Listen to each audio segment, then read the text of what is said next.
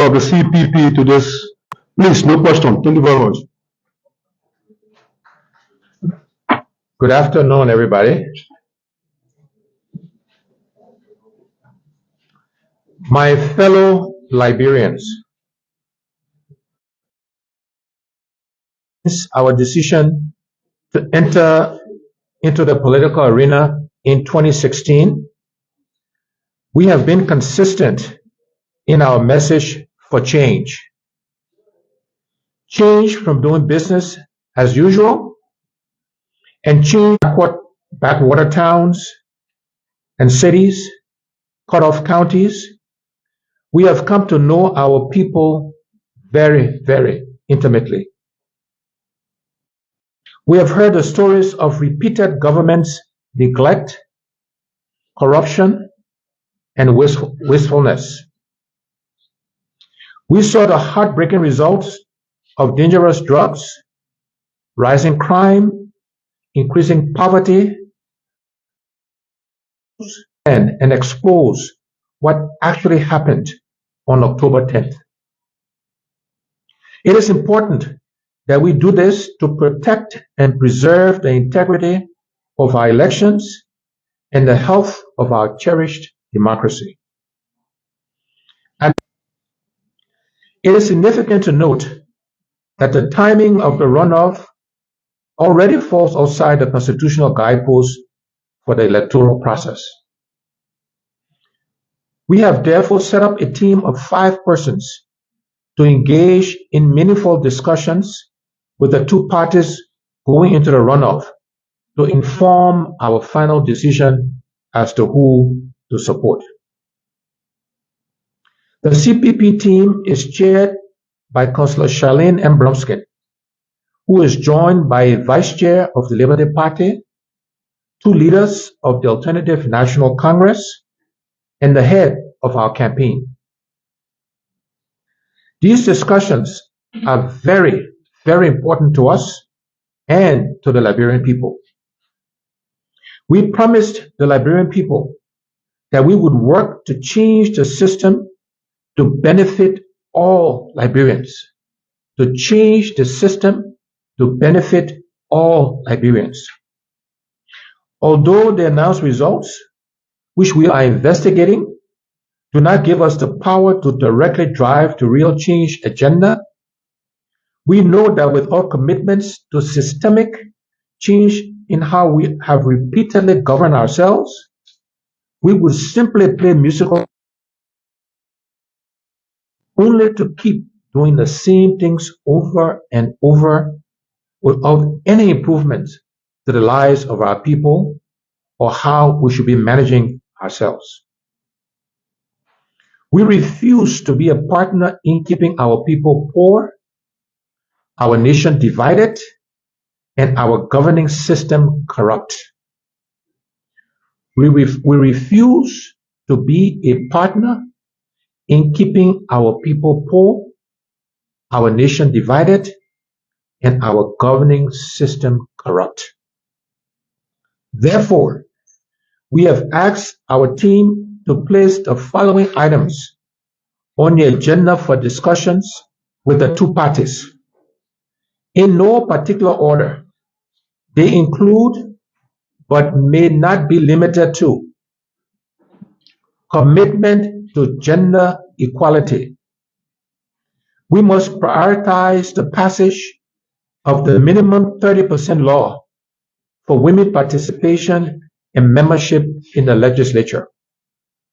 We must also seek the appointment of women to the cabinet with a view to achieving at least 40% inclusion of women in the cabinet.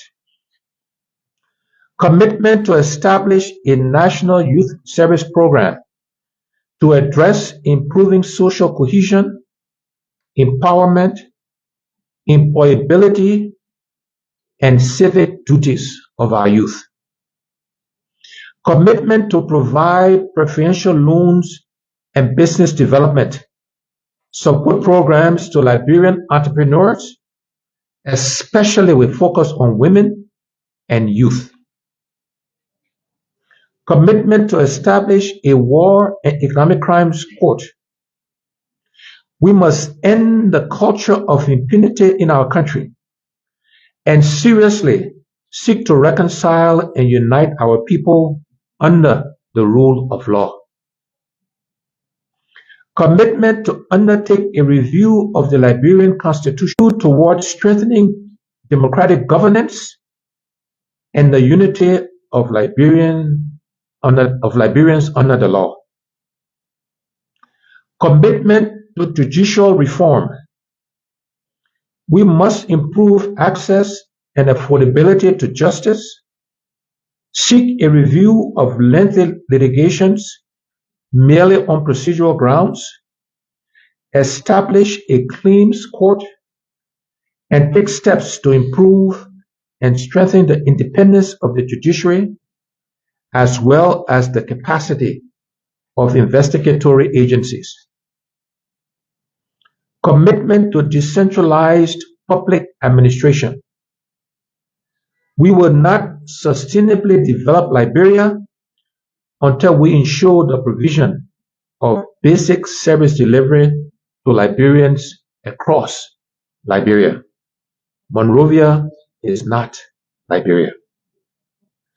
Commitment to continuous audits with a view toward implementing recommendations therein, as well as the strengthening of internal audit systems across ministries, agencies, and public institutions, enforcing the declaration of assets, and auditing the legislature.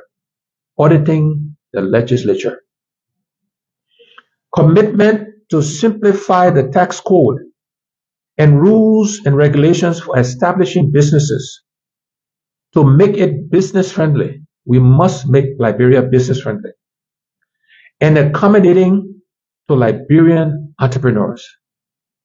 We make no apologies that Liberians must disproportionately benefit from their country. Commitment to end drug peddling and trafficking. Nothing is threatening Liberia's future more than a drug epidemic.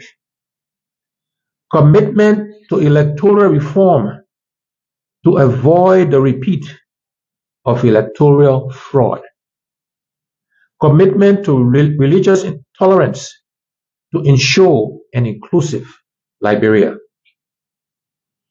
In summary, we want our change agenda to drive our decision.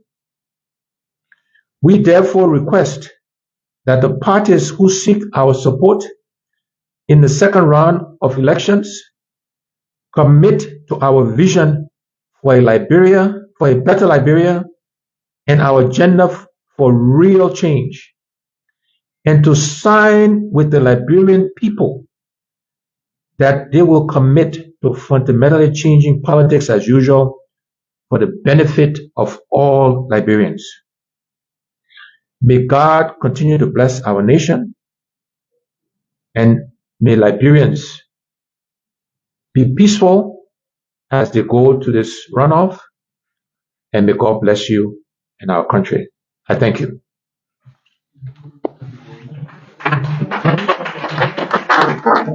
Thank you so much. And so, ladies and gentlemen of the press, with that being said, we have come to the end of this very important press conference. See you again soon. Thank you so much.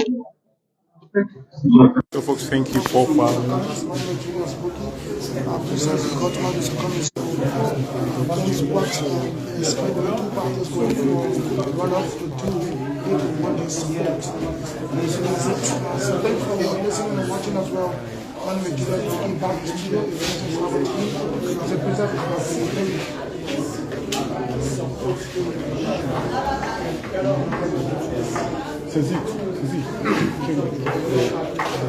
Can we get coffee? Yeah, we'll do that.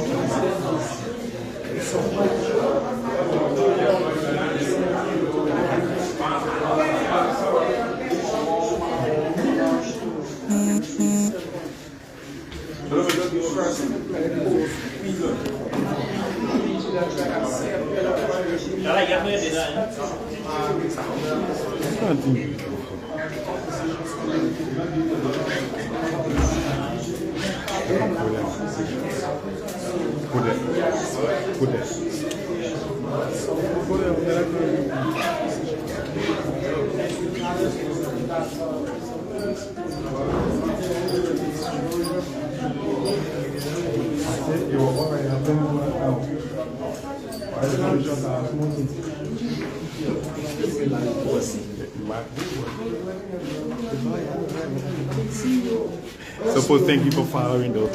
My name is Senel Jala. You just listen up. Well, follow the Jala show later on today. We'll be able to give you a real analysis of how things will be. Thank you so much for following. See you. Bye bye.